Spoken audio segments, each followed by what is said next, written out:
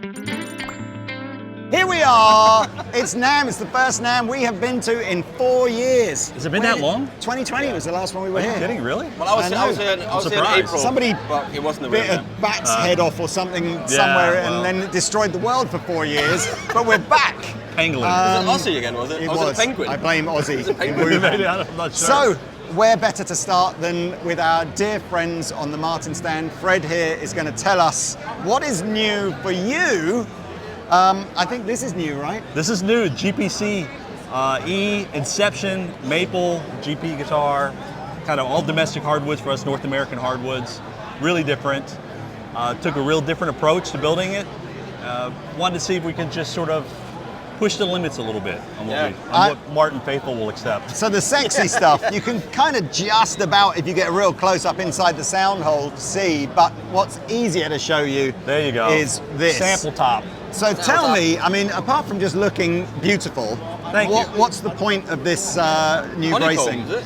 It's a honeycomb, and as you can see, there's like a little X pattern in between the honeycombs that we did just for fun, a little Martin thing. Oh, I see that. Yeah, snuck it in there. If you look, that's cool. Yeah, just having fun. The whole point was, you know, maple guitars can sometimes be a little bit compressed. You get a lot of fundamental notes, kind of real sharp, and then it kind of disappears real quick. Yeah. So we wanted to see if we could kind of play with that and make it a little bit different. So we felt like we needed, if you're going to change a key ingredient in the guitar, like the back and sides, let's play with the recipe a little bit. Instead of just doing a traditional Martin recipe, it didn't kind of come out the way we wanted. So we really wanted to get in here and move it around. So what we did is we lightened these braces up because it makes perfect sense. If you can make the braces lighter, they're going to resonate a little bit longer, right? So it takes less energy to move them. Yeah. And then after we did that, we said, well, now we need to move a little bit more. So we added these channels. Yeah, I've just seen, I've never seen the channel all around every single brace around the top to really allow it to sort of move. Just like when you see a speaker, you know, it has little ribs and ridges around it so it can kind of move. That's exactly what we're trying to achieve here, to try to sweeten up the tone of the instrument just a hair. We added a walnut bridge, walnut fingerboard. It's a walnut neck also. Wow. Okay. Right. And then we put a wedge in the back, and instead of doing a traditional 35 wedge, we added like a little bulge to it here in the back. Bulges are good. Bulges are good. People like them. But it falls, the widest point of it falls directly underneath the bridge. There's always some science to the aesthetic, isn't there? Yes. It's quite, I quite like that. Choice. It's not just to be pretty. And we wanted to give people some visual Nice cues. tuners. Thank you. Yeah, they're cool. Yes. We wanted to give people some visual cues that this was a little bit different kind of guitar. Yeah. So you have to compare it to other maple cutaway guitars. You know, if you want a D28, buy a D28. But don't compare this to a D28. It's a completely different application and sound. Yeah.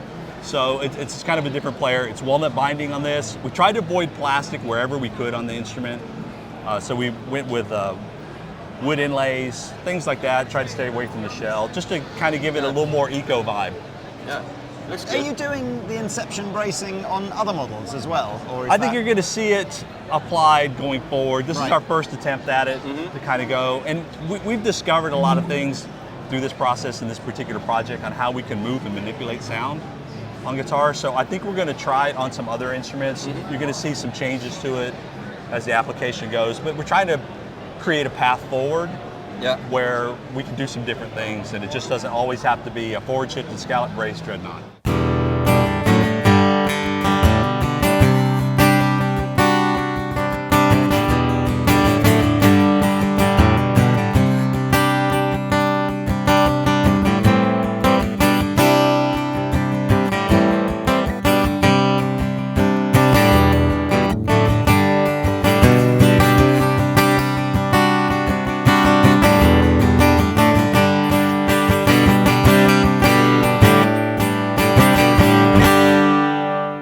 SC18, SC28? Yeah, SC18s, SC28s. So this kind of, last year we did custom shop version of the SC. Yep. And there was kind of a limited project for us as we were trying to put together the tooling in the factory to sort of do these kind of models in the USA.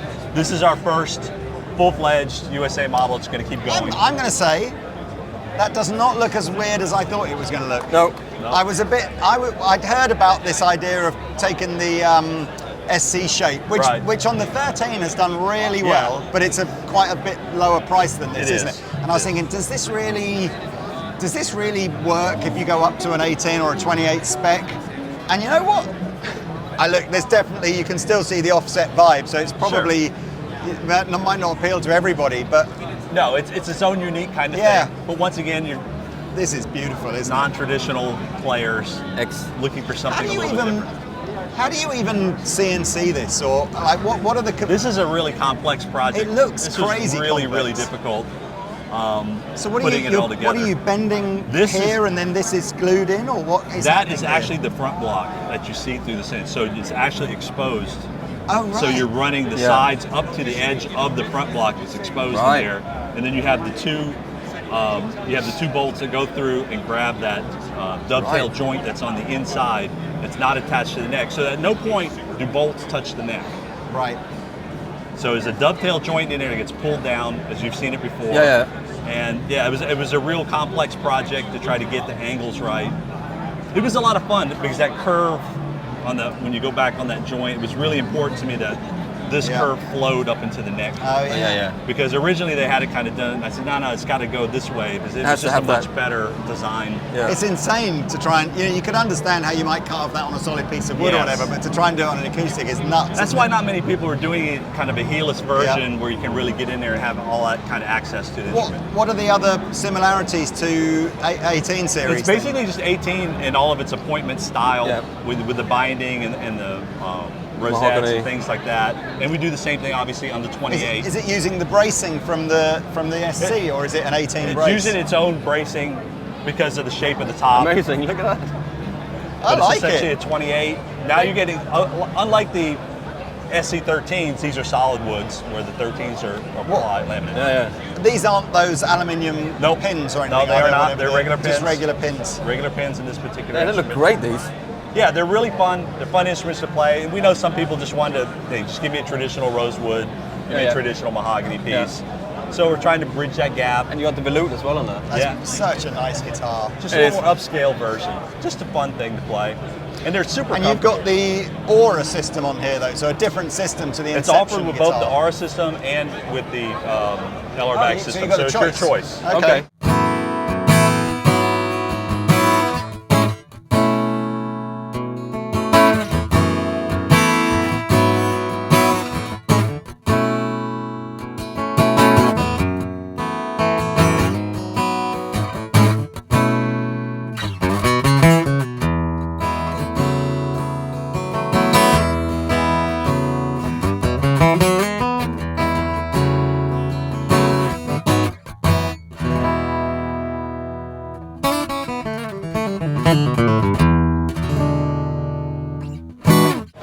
Please ask for assistance. Please ask for assistance. Yes, I can't get up the stairs anymore. Help me. Can't get out of bed in the morning.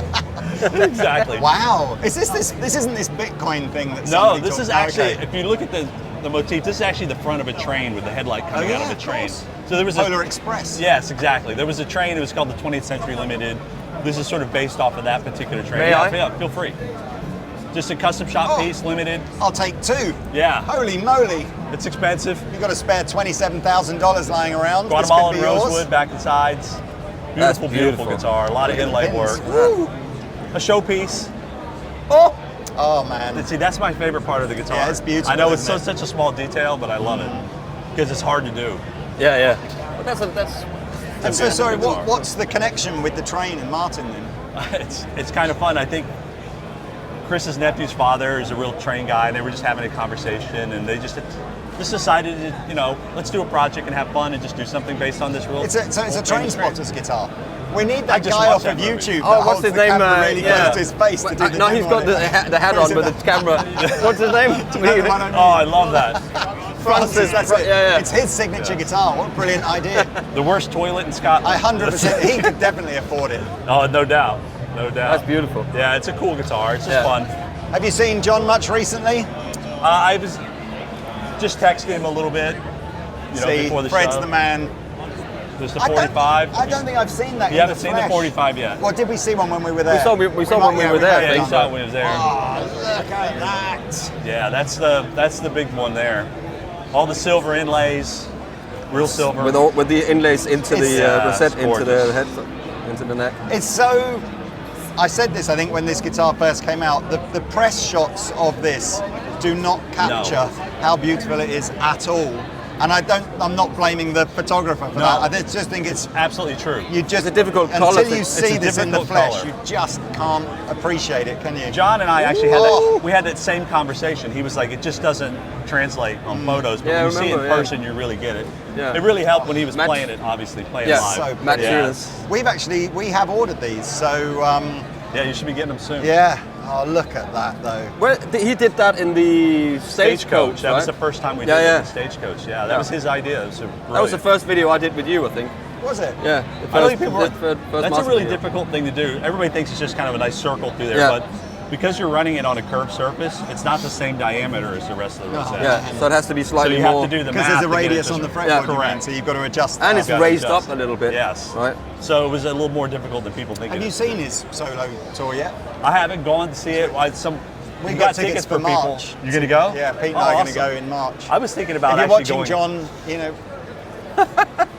But we've got tickets, so I'm not on the blag. But, awesome. And this is its sort of baby brother, isn't it? That's the baby brother right there. Can't believe that's 20 years. I know. What do you mean? 20 years, man. It's 20 years of the OMJM. That's the very first one. Yeah. That's crazy. So he only started playing Martin when he was 4 then? Is that what you're saying? that's incredible. He's aging well. Yeah. Better than most of us. Yeah, exactly. That. Yeah, absolutely. Yeah, that's nuts. So this is custom key Lakai. We've done this guitar before, but we changed the bridge on it. It had an old style bridge that it originally was. This was sort of the precursor to the Dreadnought. Yeah, that's a massive bomb of a guitar. It's a big guitar. Oh, so this is a repro of like a 1930s. Yes, that we did for Hawaiian music back in the day. When I can't wait for the. It seems weird because we obviously were with you in Nazareth in October. And so there's a video coming from when we were there of us going through the Martin Museum, looking at some of this saying stuff. that, looking back here, that's the guitar from the film. Oh, that's what we wanted to see, wasn't it? That's when I asked the question about when you then had the video. You brought the video out, and I could just see like, and I was completely random. Yeah, we'll take a look at that. Finish this up. Okay. Excuse us, guys, 1 second. Thank you. Look at this bear claw on this guitar. Yeah, that's wonderful, isn't it? So this is the 50th anniversary. So this is a project Chris wanted to do. This guitar we're actually producing in our Mexico factory, so solid wood guitar, solid figured sapelli back and sides, bear claw top, obviously a lot of inlay. This celebrates Chris's 50th anniversary working for Martin Guitar. All right. So he started in 1974 with the company. Yeah.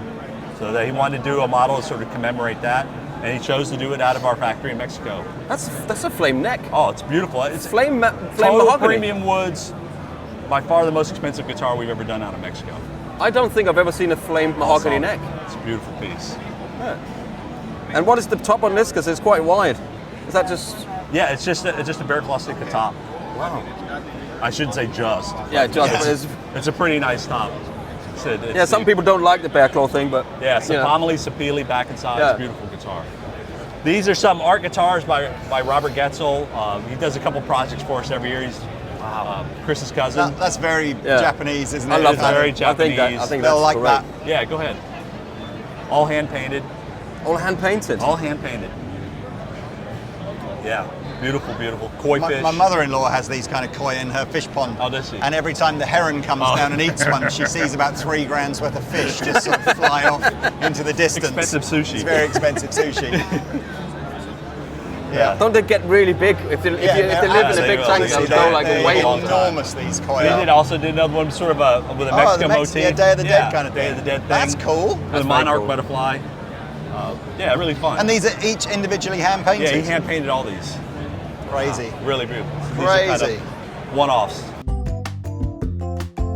So this is the guitar that I was asking about. From the Hateful Eight.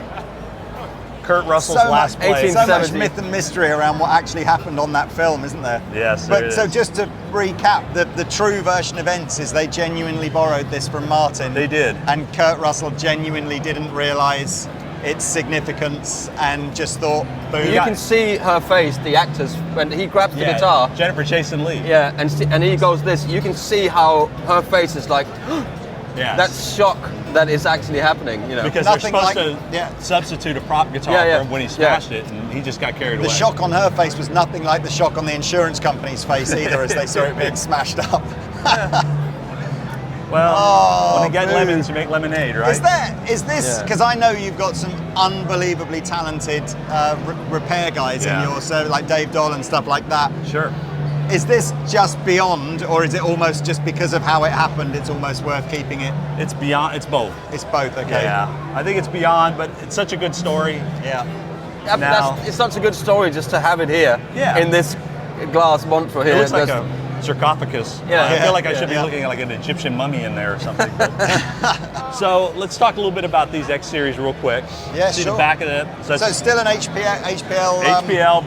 This but is with a different look now. different look. These are actually photos from our actual wood samples at the factory. So you have Brazilian. I believe that's that pretty. is. Oh, look at Which that. one is that? Is it Cocobolo? Look at that. Zeracody. Cocobolo. Cocobolo. That's Zeracody. So what is this, like a print? Yeah, just the HPL patterns, Yeah. just print, absolutely. That's a great idea. We kind of retooled the whole line. We changed the neck. We It's changed the great neck feeling quite a bit. Yeah. We actually that went is to nice. a thinner fingerboard. This is the same fingerboard we use on our Authentics. Right. Same dimension. Because we wanted the guitars to play. We felt they just played a little clunky. So That almost feels like a Strat neck. Yeah, we really worked hard on the fingerboard and kind of rolling it over a little bit to make it a little bit softer. A little bit more modern tuning machines. Oh yeah. To kind of freshen the guitar up, make it a little more modern. If you notice also, the bridge is like an SC style bridge. So while it's the same footprint as our regular belly bridge, it's just soft all the way around. It doesn't have the swoops on the side. So we just wanted to give it a much fresher look. We think it looks a lot better, plays better. Yeah. So these are all just different shapes and colors of the X series. That's exactly what it is. Yeah. Nice sunburst, all the same price, no upcharge. That's such a great. I mean, I can't. You got to literally the necks on these are substantially more comfy than I remember the X series being. And much smoother as well. I felt the previous generation just played a little tight, a little clunky. Yeah. I thought the edges for everything was just a little too sharp, so we just tried to round things down and make everything feel a little softer and more comfortable. It's always a pleasure to see you, man. You're looking good as well. Thank you. You guys are always looking good. So that is not a Nazareth suntan that you got there. So trust me. No, here. Okay. 2 days of standing out in the sun, like going, oh my God, there's no snow on the ground. This is incredible. You got bad snow, have you? Yeah, it's been snowy so far. So well, I like snow though. I do too, It's but nice getting snowed in. I like it to go away. well, look, I don't know if this will be the first video that goes up at the NAMM show. It probably will be. So stay tuned because there's hundreds more coming.